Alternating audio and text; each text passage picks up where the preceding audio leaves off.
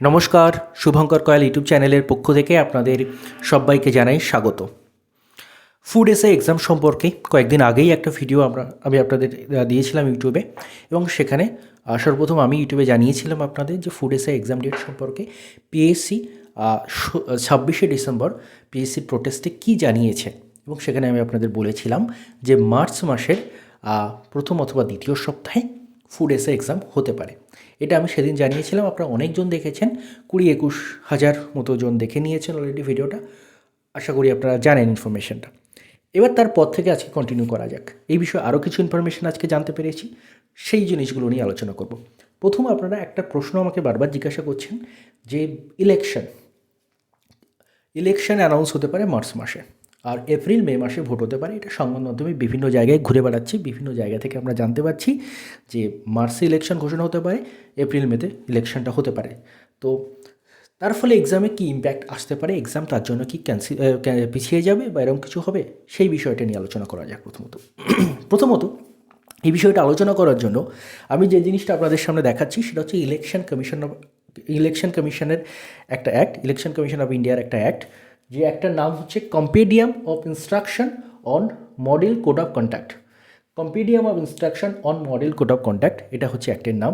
এই অ্যাক্টের 22 নম্বর পেজের 11 দাগে যেটা লেখা রয়েছে, আমি সেই জিনিসটা এখানে লিখেছি, আপনাদের সামনে তুলে ধরছি। সেটা হলো regular recruitment, appointment or promotion. এটা কিন্তু অ্যাক্টে লেখা রয়েছে, compendium of instruction on model code of conduct, compendium of instruction on model code of conduct অ্যাক্টের নাম। এর 22 নম্বর পেজের 11 দাগে লেখা রয়েছে regular recruitment, appointment or promotion through the UPSC, the state public service commission or the staff selection commission or any other statutory authority can continue। এর মধ্যে আমাদের হচ্ছে স্টেট পাবলিক সার্ভিস কমিশন। তো এর মধ্যে স্টেট পাবলিক সার্ভিস কমিশনটা রয়েছে। তার মানে কি, স্টেট পাবলিক সার্ভিস কমিশন বা আমাদের যে West Bengal public service commission, সেই ওয়েস্ট বেঙ্গল পাবলিক সার্ভিস কমিশনের এক্সাম মডেল কোড অফ কন্ডাক্টের জন্য আটকানোর জায়গা নেই। কারণ এই এক্সামগুলোকে এই যে রয়েছে UPSC, state public service commission, staff selection commission, এদের এক্সামগুলো কিন্তু চলতে পারে। মডেল কোড অফ কন্ডাক্টে কোনো রকম কোনো এফেক্ট আসে না, কোনো রকম কোনো নির্দেশিকা বা নিষেধাজ্ঞা আসে না এই এক্সামগুলো কন্ডাক্ট করার ক্ষেত্রে। অর্থাৎ আইনগত দিক দিয়ে ফুড এসআই এক্সাম কন্ডাক্ট করার ক্ষেত্রে ইলেকশনের কোনো বাধা নেই। ক্লিয়ার? প্রথমত এবার আসা যাক, আইনগত দিক দিয়ে তো কোনো বাধা নেই, তাহলে কিন্তু বাধা যেটা আসে সেটা হলো সেই সময় ইলেকশনের ট্রেনিং শুরু হয়, বিভিন্ন স্কুলগুলো বুক হয়ে যায়, ফলে পিএসসি কি স্কুল ফাঁকা পাবে পরীক্ষার জন্য? দেখুন, এটা খুব একটা হেক্টিক টাস্ক নয়। পিএসসি চাইলেই আলটিমেট অথরিটি হচ্ছে পিএসসি যদি চায় এক্সাম হবে। তার মানে পিএসসি যেহেতু বলে দিয়েছে প্রোটেস্টের দিন 26শে ডিসেম্বর প্রোটেস্টের দিন যে এক্সাম হচ্ছে মার্চের প্রথম বা দ্বিতীয় সপ্তাহে, মানে মার্চ মাসে ওরা এক্সাম নেবে।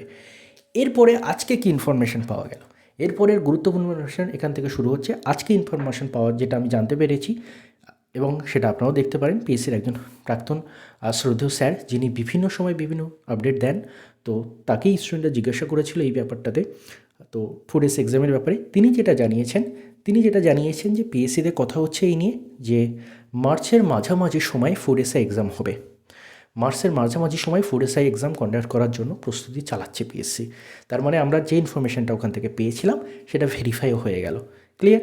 এবার তার সঙ্গে সঙ্গে উনি আরও কথা যেটা বলেছেন সেটা হলো মার্চের মাঝামাঝি রবিবার এবং শনিবার দুদিন এক্সাম হতে পারে, মাল্টিপল শিফট এক্সাম হতে পারে। অর্থাৎ কেন হতে পারে এটা হতে পারে এই কারণে, কারণ ফুড এসআইতে আমরা ইতিমধ্যেই জানি 13.5 লাখ মতো স্টুডেন্ট অ্যাপ্লাই করেছে, যেটা পিএসসির ইতিহাসে বোধহয় এত কোনো ক্যান্ডিডেট কোনো এক্সামে অ্যাপ্লাই করেনি।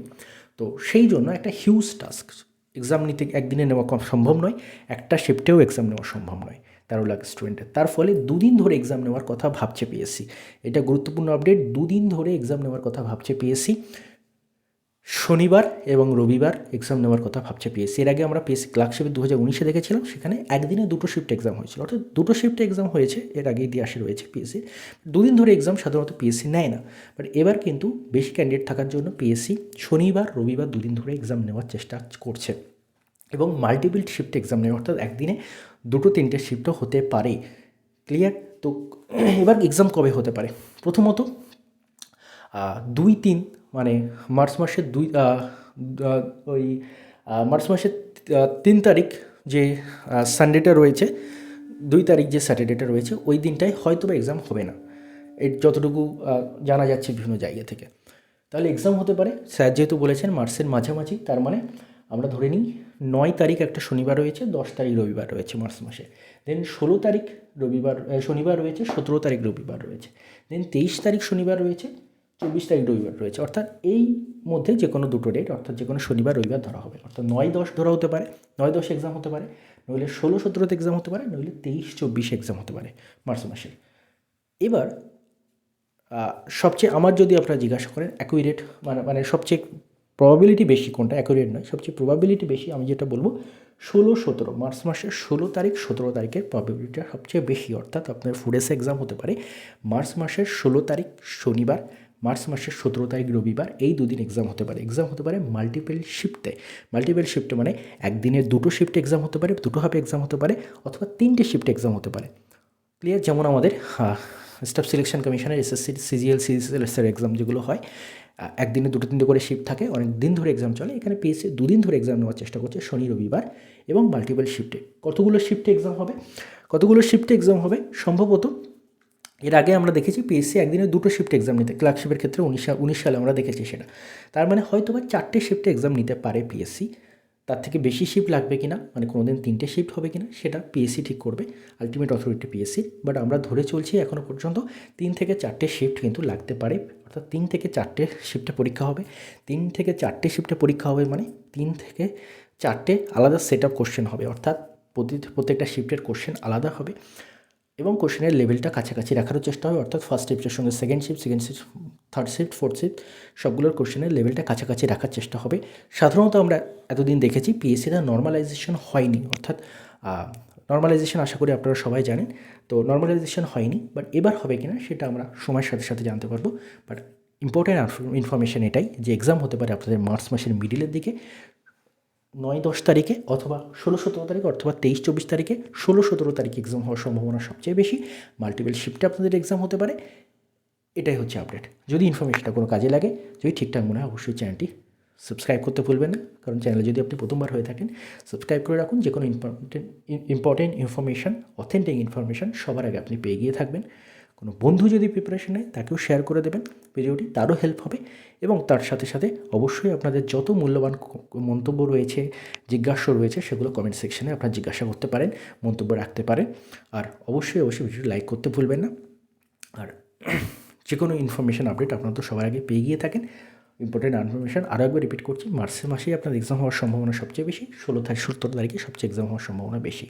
ধন্যবাদ আপনাদের সবাইকে ভিডিওটি মন দিয়ে দেখার জন্য।